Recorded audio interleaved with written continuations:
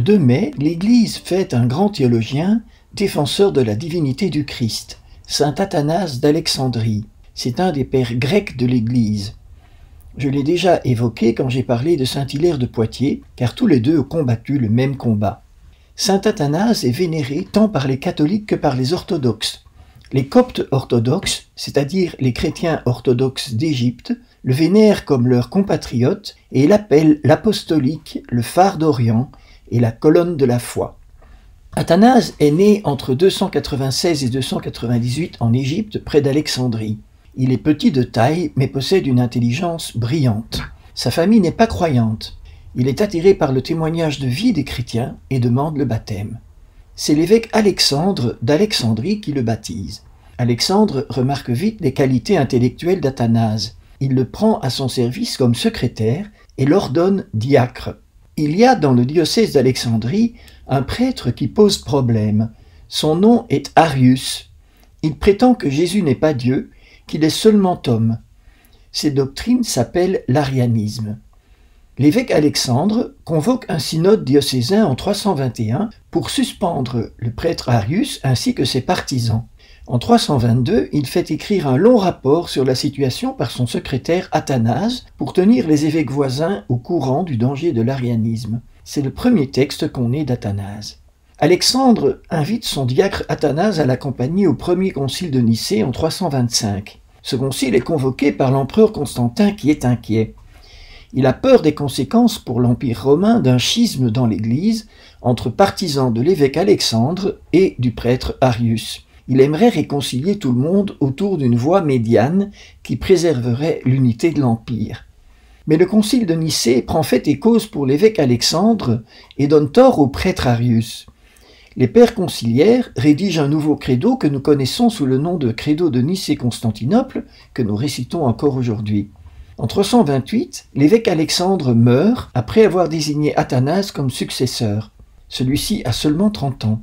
Il sera patriarche d'Alexandrie pendant 45 ans. La vie de l'évêque Athanase va être particulièrement mouvementée, parce que le concile de Nicée suscite beaucoup d'opposition. Certains évêques se rétractent. Il y a de nombreuses factions qui combattent le concile, les ariens, les semi-ariens, les anti-nicéens, etc. Tous les coups sont permis dans cette lutte à laquelle l'empereur se mêle de près, soutenant les ariens. Le parti des ariens, avec Eusèbe de Nicomédie, monte un dossier contre Athanase avec diverses fausses accusations. Gestion tyrannique, mais surtout accusation d'assassinat. On accuse en effet Athanase d'être le commanditaire de l'assassinat d'un évêque schismatique, un certain Arsène d'Ypsélé, à qui on aurait même coupé une main. L'affaire remonte évidemment jusqu'à l'empereur Constantin, qui envoie comme enquêteur sur place son propre demi-frère. Mais coup de théâtre, l'évêque Arsène qui se cachait apparaît bien vivant et avec ses 2 mains. Constantin écrit à Athanase pour lui dire son indignation devant ces accusations injustes dont il a été victime. Mais cela n'arrête pas les adversaires d'Athanase, et je vous passe des épisodes. Une nouvelle accusation très grave lui est faite. Il aurait empêché la livraison du grain à Alexandrie. Athanase répond que, même s'il avait voulu, il n'en aurait pas eu le pouvoir. Constantin, qui ne croit pas trop à cette accusation farfelue, tranche en envoyant Athanase en exil à Trèves, dans le nord de l'Empire. C'est une mesure clémente. C'est ainsi qu'Athanase va pouvoir rencontrer Hilaire de Poitiers et qu'à deux, ils vont devenir les fervents défenseurs de la divinité du Christ. À Trèves, Athanase rencontre le fils de Constantin qui va le soutenir. À la mort de Constantin, l'Empire est partagé en 4 parties, confiées à chacun des fils de Constantin. Son fils Constantin II fait réhabiliter Athanase qui revient à Alexandrie. Mais son frère Constance II, dont dépend l'Égypte, est de plus en plus favorable aux Ariens. Athanase est de nouveau remplacé comme évêque d'Alexandrie. Cela aboutit à un nouvel exil, cette fois à Rome, où Athanase rencontre le pape Jules Ier, qui est également un saint.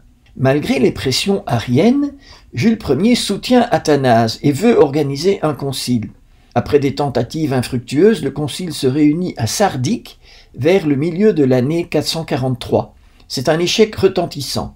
Les évêques occidentaux partisans d'Athanase s'opposent aux évêques orientaux favorables à l'arianisme. Ces derniers s'enfuient et organisent un contre-concile qui, excusez-moi du peu, excommunie le pape Jules Ier et Athanase. Finalement, Après différentes péripéties, Athanase est réintroduit comme évêque d'Alexandrie en 346. Il faut ajouter à ces descriptions le fait que les exils d'Athanase s'accompagnaient de persécutions pour les chrétiens qui lui restaient fidèles. Dans d'autres lieux, c'étaient les Ariens qui étaient persécutés. De retour à Alexandrie, Athanase reçoit le soutien des moines qui se sont installés dans le désert, et en particulier de l'ermite Saint Antoine le Grand, qui jouit d'un énorme prestige. Athanase consolide sa position en faisant nommer des évêques issus du monachisme, et tous fervents partisans de la divinité du Christ. Mais la situation se retourne une nouvelle fois. Le 8 février 356, les troupes de l'empereur Constance II entourent la cathédrale où siège Athanase, entouré par la foule en prière. L'objectif des soldats est de s'emparer du patriarche. Mais un groupe de moines s'introduit dans l'église, ils entourent Athanase et l'exfiltrent au nez et à la barbe des 5000 soldats sur pied de guerre. Commence alors une période terrible de répression contre les fidèles d'Athanase à Alexandrie. Ce dernier se retrouve de nouveau en exil, cette fois dans les déserts d'Égypte, protégé par les moines. C'est un des moments les plus fructueux pour sa production littéraire. Bien que recherché par la police de l'Empire, il n'est jamais trouvé.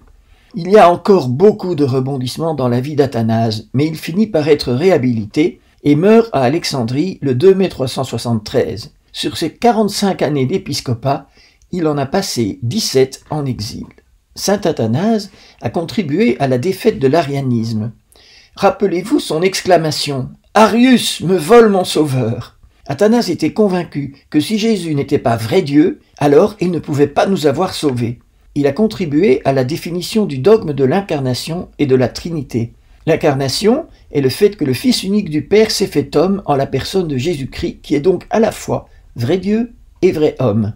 Et si Jésus est vrai Dieu, cela implique que Dieu est Trinité, Père, Fils et Saint-Esprit, et même qu'il y a un homme au milieu de la Trinité. On le voit, l'histoire de l'Église a ressemblé parfois à un film d'espionnage avec de multiples rebondissements. En même temps, à travers ces péripéties rocambolesques, Dieu était à l'œuvre par ses saints, comme saint Athanase, saint Hilaire ou saint Jules Ier, pour faire triompher la vraie foi.